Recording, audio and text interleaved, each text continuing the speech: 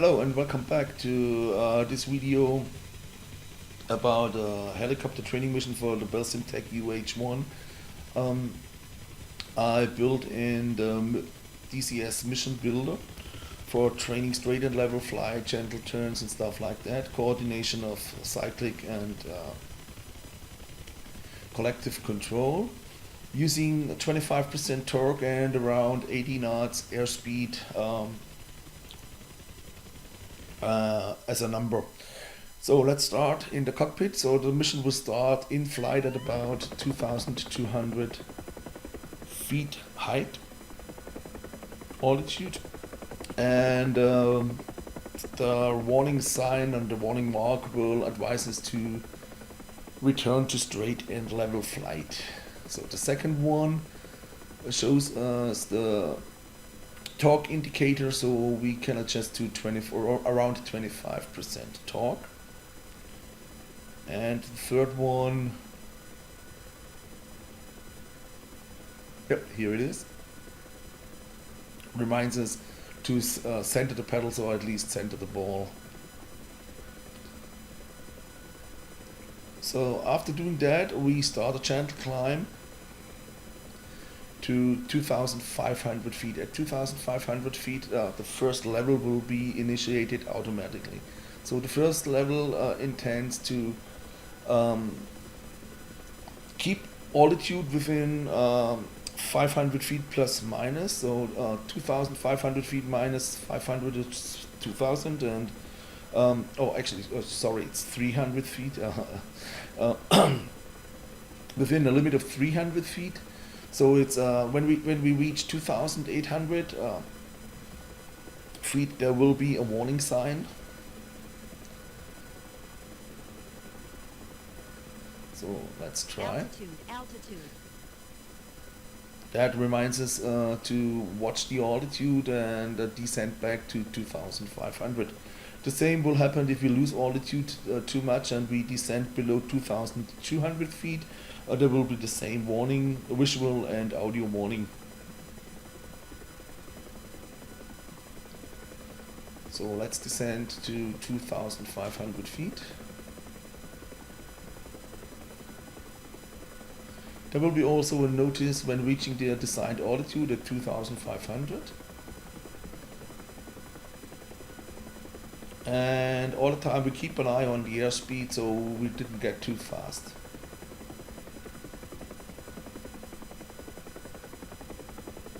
Okay, we reached this designated altitude, 2,500. So the mission is available on the Eagle Dynamic websites since 1 or 2 weeks. So feel free to download it and try it. So it should help you to improve your pilot skills, even if you have difficulties to fly straight and level or gentle curves. So over the F10 radio menu, we will be able to initiate level 2 of the mission. Level 2 adds an airspeed level of plus minus 20 knots to our indicated airspeed, to the airspeed we would like to have, 80 knots. So there will be a warning below 60 knots and a warning above 100 knots airspeed. And as well, the altitude deviation from 300 feet would be reduced to 150. So the warning sign will be at 2,650 and below 2,350 feet. Altitude. So it's much more difficult to stay within the assigned flight altitude. And as I mentioned, you get 2 different warnings.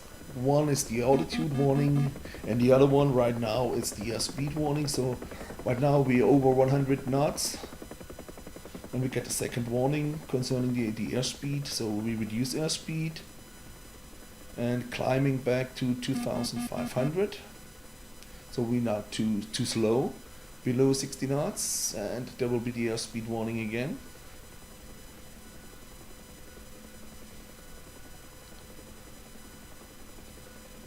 So when training straight and level, it's important to monitor all your instruments, and sometimes you forget something, or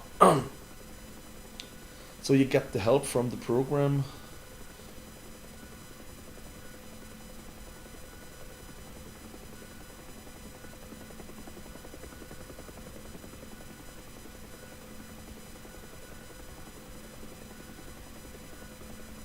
Okay, we're back to 2,500 feet.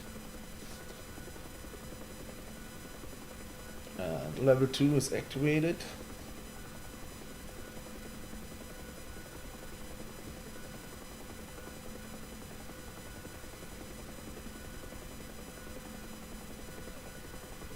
And now we start a gentle turn to the left. So in turns, our major instrument will be the horizon. So when you keep the horizon at the same point on the windshield, you should stay at your designed altitude. Even only when the nose drops below or rises above the horizon, the helicopter is starting descending or starting climbing. As long as you keep the horizon on the same place on the windshield, you should stay at the same altitude, even in gentle turns.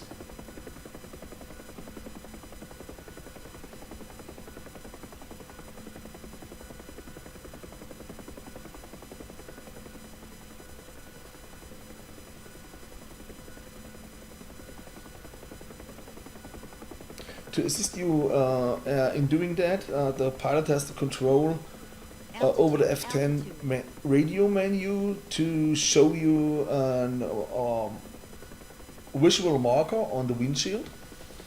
The visual marker stands for the correct power setting. It only works at a 25%, around about 25% torque and 80 knots airspeed. So if you hold the marker direct on the horizon, you should straight and level. If you push the marker below the horizon, you descending. If you pull it up above the horizon, the helicopter will start climbing. So you have a better visual reference on the windshield. If you do not use that sign, you can use any dirt on the windshield as well. But unfortunately, the dirt is not direct in pilot view, so not direct in front of the pilot. So the marker will be a better tool to keep the helicopter straight and level, even in turns. So the pilot is able to control that windshield marker over the F10 menu. You can turn it on or off as much as you want, anytime, over the F10 radio menu.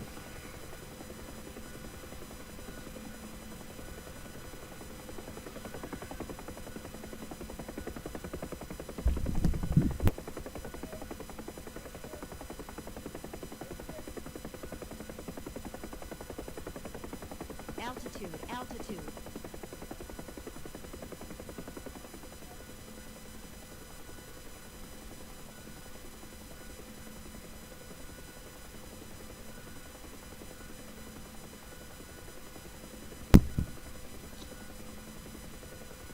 So in straight and level flight, you're using the collective for climbing and descending, and hold your airspeed with the cyclic stick. Cyclic climbs and cyclic descents, not the right way to do that. So we switch off the windshield marker.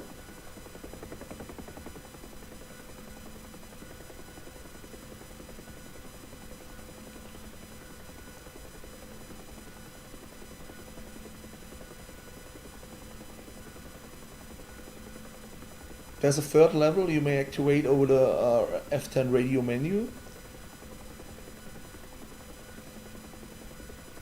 And all levels will be initiated at 2,500 feet. So if you choose one level out of the radio menu, and you do not altitude, go back to 2,500 feet. It doesn't will be initiated. So you have to reach, or you have to stay on 2,500 feet to activate the next level.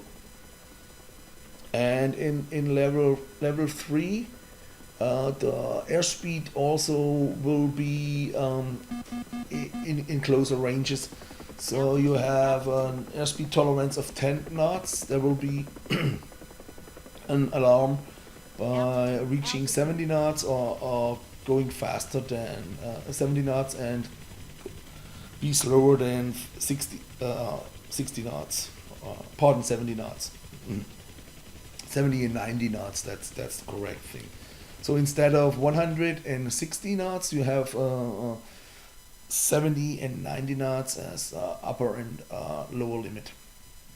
So thank you for watching. I hope you enjoy the mission, and as I said earlier, you can download the mission from the Eagle Dynamic website under downloads user